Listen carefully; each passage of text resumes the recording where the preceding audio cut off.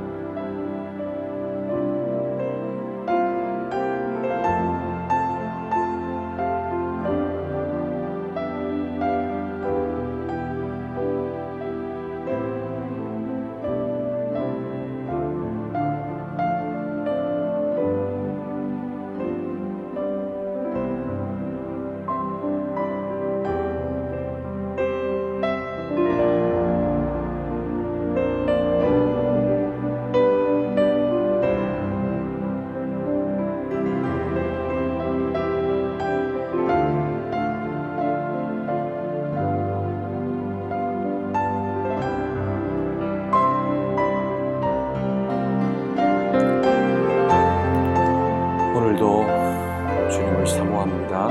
주님의 말씀도 사모합니다. 우리에게 말씀하여 주시옵소서. 주의 종이 듣겠습니다. 예수님 이름으로 기도합니다. 아멘. 자, 10월 28일 목요일 아침 우리에게 주시는 말씀은 예레미야 49장 1절에서 6절까지의 말씀입니다. 예레미야 49장 1절에서 6절까지 말씀이고요. 저는 구원의 스케일이라는 제목으로 말씀을 좀 보겠습니다. 하나님의 구원의 스케일이 얼마나 큰 것인지 우리 한번 생각해 보겠습니다. 자, 1절에서 6절까지 말씀 같이 읽겠습니다. 암몬 자손에 대한 말씀이라 여호와께서 이와 같이 말씀하시되 이스라엘이 자식이 없느냐 상속자가 없느냐 말감이 갓을 점령하며 그 백성이 그 성읍들에 사는 것은 어찌 됨이냐 여호와의 말씀이니라. 그러므로 보라 날이 이르리니 내가 전쟁 소리로 암몬 자손의 랍바에 들리게 할 것이라. 랍바는 폐허덤이 언덕이 되겠고 그 마을들은 불에 탈 것이며 그때에 이스라엘은 자기를 점령하였던 자를 점령하리라. 여호와의 말씀이니라. 헤스보나 슬피 울지어다. 아이가 황폐하였도다. 너희 랍바의 딸들아 부르짖을지어다. 굵은 배를 감고 애통하며 울타리 가운데에서 허둥지둥할지어다. 말감과 그 제사장들과 그 고관들이 다 사로잡혀 가리로다. 패역한 딸아 어찌하여 골짜기 곧 내 흐르는 골짜기를 자랑하느냐. 네가 어찌하여 재물을 의뢰하여 말하기를 누가 내게 대적하리오리오 하느냐.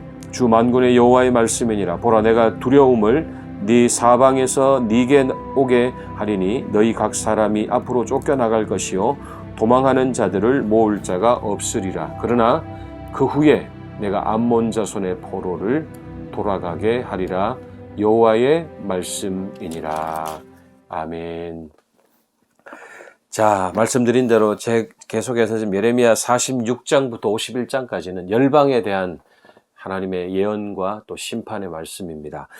그동안 우리 며칠 사이 애굽, 블레셋, 모압, 그리고 이번에는 이제 암몬은 사실은 모압의 형제죠. 그리고 이스라엘의 친척 국가입니다.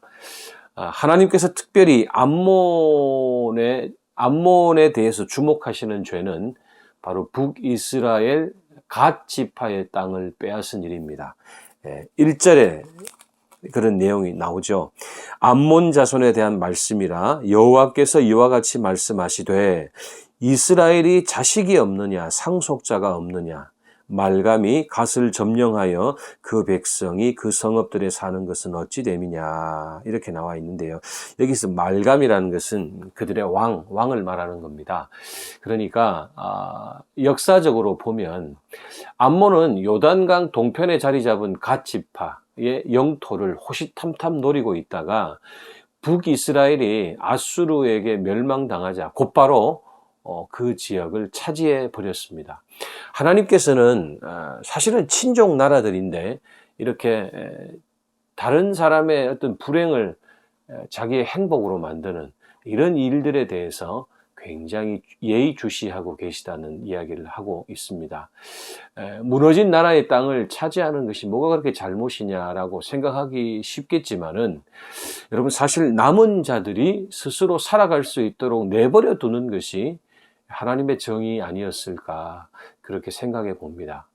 그래서 여기 표현이 그렇잖아요. 그들에게 자식이 없느냐, 상속자가 없느냐, 그 땅이 그렇게 있으면 남은 자들의 것이다, 너희들의 것이 아니다라는 말씀을 하시고 계십니다.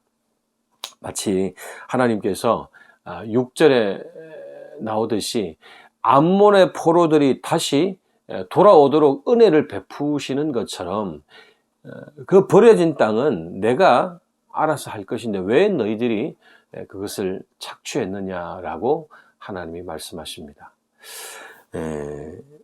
문득 요즘에도 이제 예수 천당, 불신 지옥 이렇게 하시는 분들 계시죠. 저는 그분들의 열정 또 존중하고, 또 사실은 어떤 면에서는 저는 좀 그렇게 할 용기도 없는 것 같습니다. 물론 틀린 말 아니죠. 옳은 말이죠. 예수 천당, 불신 지옥. 여러분, 그러나 그 구호가 틀린 말은 아니지만, 하지만 마치 하나님의 모든 관심사가 우리가 예수를 믿느냐 믿지 않느냐 오직 이 한 가지에만 있을 것이라는 착각은 우리가 제거해 볼 필요가 있지 않은가 하는 생각이 듭니다. 좀 의아한 말이죠. 무슨 말인가 하면, 하나님의 십자가 구원의 스케일은 너무너무 큰데 우리는 마치 공식처럼 내가 입으로 예수를 믿습니다 하면 그것으로 모든 것이 끝나는 것이 신앙생활이냐 하는 거예요. 여러분, 분명 예수님은 하나님 나라의 결정적인 사건이시지만, 하지만 그 사건의 의미가 무엇인지를 성경과 자연 그리고 역사를 통해 늘 새롭게 이해하고 해석하지 않는다면 우리 신앙은 굉장히 피상적일 수밖에 없다는 것, 우리가 기억해야겠습니다. 하나님께서는 지으신 모든 생명이 당신께서 할당해 주신 영역 안에서 조화를 이루며 살아가기를 바라십니다. 이것은 결코 신앙적인 영역에만 국한되는 것이 아니라는 거예요. 모든 인류, 그리고 모든 생명, 모든 자연을 향한 하나님의 뜻이라는 거예요. 곧 십자가의 스케일은요, 나 하나만의 구원이 아니라는 겁니다. 하나님께서 이스라엘의 친족인 암몬의 태도에 대해서 심판을 하시는 것은 바로 이런 이유에서입니다. 타락한 인간은 지금도 타인의 영역을 침범하고 착취하는 존재이지만, 우리는 예수 안에서 하나님과 화해를 누리면서 또 그 뜻대로 조화를 이루며 살아가는 하나님의 사람들이에요. 여러분, 그러니까 구원이라는 이 단어를 너무 개인적이고 너무 어떤 이런 편협한 의미로 내가 죽어서 천국 가면 끝이 아니냐라고 말할 것이 아니라, 하나님의 구원은 엄청 큰 스케일이라는 거 한 번 더 기억하시고, 오늘도 우리는 예수님의 십자가 죽음과 부활의 사건을 모든 인류와 생명과 이 모든 지구상의 자연을 생각하면서 십자가가 그런 무게를 가지고 있다는 것, 그걸 기억하시면서 오늘도 하나님의 스케일답게, 하나님 자녀답게 우리가 살아가시면 좋겠습니다.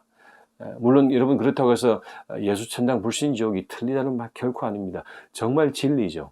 그러나 그 진리 속에는 하나님의 엄청난 계획과 스케일이 담겨 있다는 걸 기억하시고, 오늘도 그런 넓은 마음으로 이 하루 살아내시기를 간절히 축원합니다. 두 가지 기도 제목입니다. 두 번째는 주님 안에서 주님이 주시는 평화를 나와 이웃 그리고 생태계와 함께 누리는 하나님 나라 백성이 되게 하여 주옵소서. 우리 기도하겠습니다. 그리고 오늘 하루도 탐욕의 마음을 품고서는 하나님 나라 백성으로 살 수 없고, 또 하나님 나라의 기쁨을 알 수도 없다는 거 꼭 기억하시고, 오늘도 그 탐욕을 내려놓고 오늘도 하나님 나라 백성으로 살게 하여 주옵소서. 우리 기도해 주시고, 우리 이제 얼마 남지 않은 수험생들을 위해서, 우리 자녀들을 위해서, 또 환우들을 위해서 계속해서 함께 기도하시겠습니다. 기도합니다.